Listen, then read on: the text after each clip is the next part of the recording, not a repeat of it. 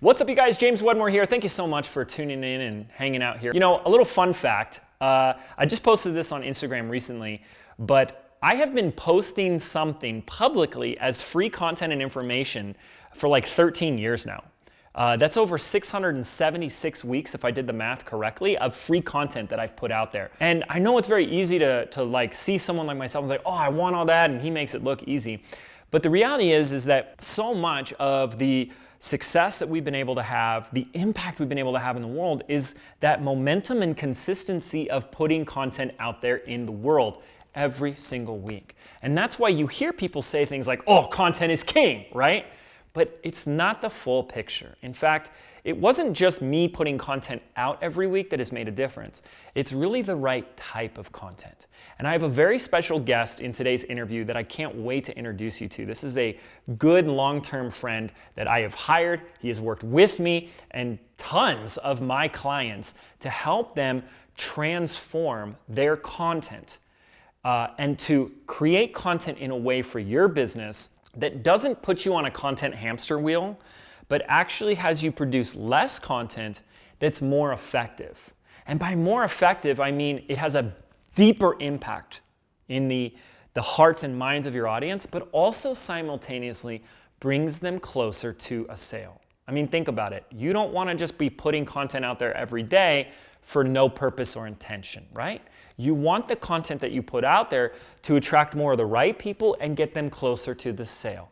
There is a process for doing this. And in today's interview, you're going to discover what that process is. So without further ado, let me introduce you to my good friend, Brandon Lucero. Just for those that are maybe new to you, haven't heard of you, can you take a moment and just tell our audience a little bit about what you do in business, how you help people?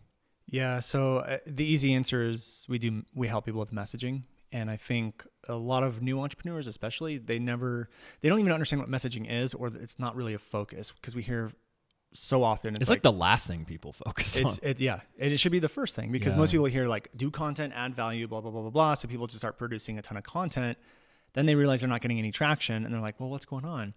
And it's the messaging. The messaging is really what's at the heart of the problem, or the heart of the solution. And content really is nothing more than the vehicle that delivers the message. Okay. Now, you then said being vulnerable doesn't mean you're going to have a connection or guarantee a connection.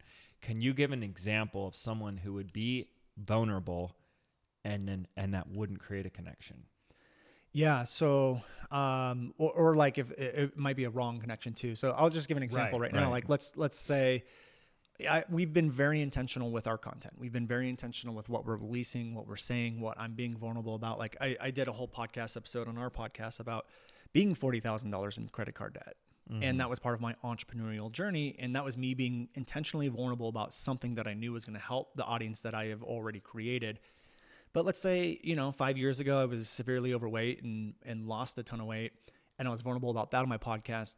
That's not really going to build a deeper connection with the audience that I have, because I've done a job building audiences in a different way than sharing personal stories. I'm almost hearing like it's not as relevant to what your audience is coming to you for. Right. Yeah. And so I get there's ways to frame it where it could have been, but it generally isn't going to be that, because I haven't built a business around people that are struggling with weight loss. Mm-hmm. And so it wouldn't build connection with that audience, or even if it did, it's like maybe 5% of them, because they had that issue, they had that problem. Yeah. So just being vulnerable, and I think people just are so vulnerable about so many different things that it starts to really kind of like widespread your audience. Like it just makes them so not targeted, and just this wide range. And then this is why we get people that are influencers, have massive followings, but then they can't sell because the people are there for the wrong reason. It can become a victimhood thing. Mm-hmm. If you're not careful with how you're communicating, and you're communicating at a victim, like, poor me, this is the problems I'm going through. And you can tell with the comments. If you're getting a lot of comments like, you got this, don't worry about it, like, you're a strong person, you likely came off as a victim while trying to be vulnerable. And that's building the wrong relationship with your audience. There is if you go on Google and find this, there's a marketing principle that it gets buried and forgotten about, called the Law of Preeminence. And it's this entire idea, and it's not an idea, it's a law, that if you are a personal brand, if you're selling coaching, content, teaching, education, people will only ever invest and buy from somebody that they will see as that person has some level of authority, has some level of expertise, preeminence. And I believe you sacrifice that and lose that every time you say, I need you to help me today, and I'm going to use my audience to like build me up. Yeah. And give me, you know what I mean? Well, you get people feeling sorry for you versus like, I love this person and what they're teaching or what they're all about. Right.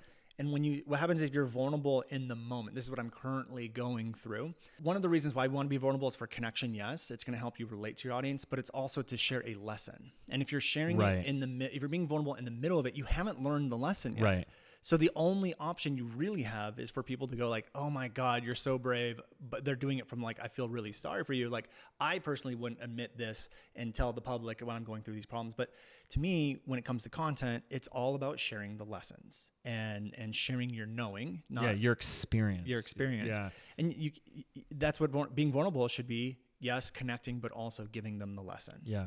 I think what's always important, and what I'm hearing for you is, I asked, what's the purpose of our content? Is more sales. Right. And then you use this phrase, which I really like, and I want to really hammer that home. This is about intentional content.